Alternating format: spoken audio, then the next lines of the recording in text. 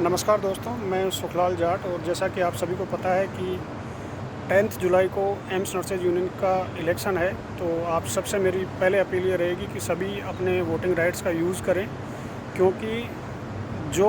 Executive body AIIMS nurses union की इस दिन सेलेक्ट होगी वो अगले 3 साल तक आपके प्रोफेशन को लीड करने का काम करेगी। दूसरी चीज़ मैं आपसे ये कहना चाहता हूँ कि जो भी कैंडिडेट आपसे वोट के लिए अपील करने आए, उससे ये बात ज़रूर पूछें कि अगले 3 साल को लेकर उसका क्या विज़न है और किस हिसाब से वो प्रोफेशन के बेटरमेंट के लिए और आपके बेटरमेंट के लिए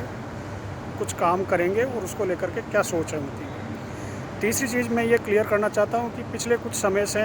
कुछ मेरे मित्र मुझे पर्सनली भी और कुछ सोशल मीडिया व्हाट्सएप के थ्रू ये जानने की कोशिश कर रहे हैं कि पास्ट में आप हरीश काजला के बहुत बड़े क्रिटिक और आलोचक रहे हैं, तो आज आप उनका सपोर्ट क्यों कर रहे हैं। इस मुद्दे पर मैं ये स्पष्ट करना चाहता हूँ कि ये बात सही है कि इतिहास में एम्स के अंदर विभिन्न मुद्दों पर विभिन्न समय में मैंने हरीश काजला की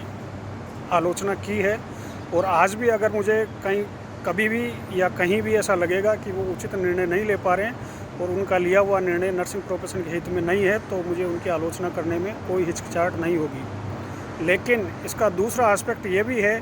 कि अगर आज जितने भी लोग एम्स में लीडरशिप करने का दावा करते हैं या राजनीति करने का दावा करते हैं, अगर वो सभी लोग अपनी अपनी जगह पर अपनी अपनी सोच, अपनी अपनी आइडियोलॉजी और अपने अपने विज़न के साथ में इस इलेक्शन में एम्स नर्सेज के बीच में जाते, तो ये हो सकता था कि शायद एम्स नर्सेज को एक बेटर प्रेसिडेंट मिल पाता। लेकिन जिस हिसाब से लोगों ने सिर्फ एक व्यक्ति को हराने,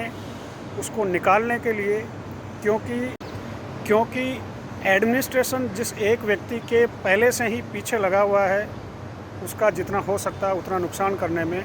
अगर उसी व्यक्ति को हराने और उसका नुकसान करने के लिए सारे नेता एक हो जाते हैं अपनी सोच, अपनी आइडियोलॉजी, अपनी विचारधारा को त्याग कर, तो कहीं ना कहीं ये एम्स नर्सेज की मोरल रिस्पॉन्सिबिलिटी बनती है कि वो इन सभी एस्पेक्ट को विभिन्न एंगल से देखे। और मैंने इन सभी एस्पेक्ट को विभिन्न दृष्टिकोण से देखने के बाद में मैंने ये तय किया और मैं इस निर्णय पर पहुंचा हूं कि वर्तमान स्थिति में जो 2 उम्मीदवार है प्रेसिडेंट पोस्ट के लिए, उनमें हरीश काजला दूसरे व्यक्ति से कहीं बेटर है। क्योंकि जो दूसरा व्यक्ति है मिस्टर बीजू केसी, वो ऑलरेडी 12 साल तक एम्स नर्सेज यूनियन को लीड कर चुके हैं विभिन्न पोस्ट पर, और उनका जो इतिहास रहा है 12 साल का, वो 2016 से पहले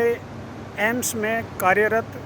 हर नर्सिंग ऑफिसर जानता है। और एम्स में ही नहीं, पूरे देश में जो नर्सिंग ऑफिसर 2016 से पहले नौकरी लग चुका था, वो बहुत अच्छे से उनका ट्रैक रिकॉर्ड जानता है।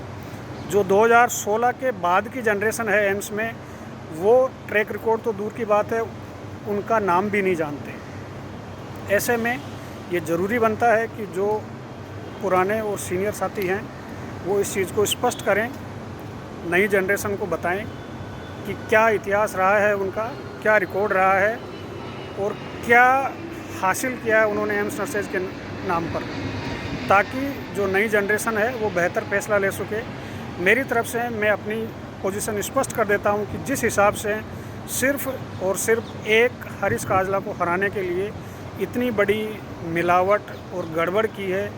जो लोग कभी एक दूसरे के साथ में बैठते नहीं थे, कभी एक दूसरे की बात नहीं सुनते थे,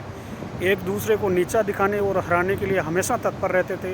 वो सारे जब मिलावट करके मिल जाए सिर्फ एक व्यक्ति को मिटाने के लिए, तो इससे शर्मनाक बात कुछ नहीं हो सकती। और वो भी सिर्फ एक यूनियन के इलेक्शन के लिए। ये कोई देश के प्रधानमंत्री या राष्ट्रपति का चुनाव नहीं है, और मेरे ख्याल से इतनी मिलावट तो उस स्तर पर भी नहीं होती है। इसलिए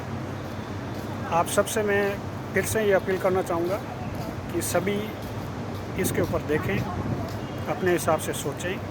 जो भी आपके पास में वोट के लिए आए उनसे सवाल पूछें और जो बेहतर निर्णय हो सकता है वो लें। धन्यवाद।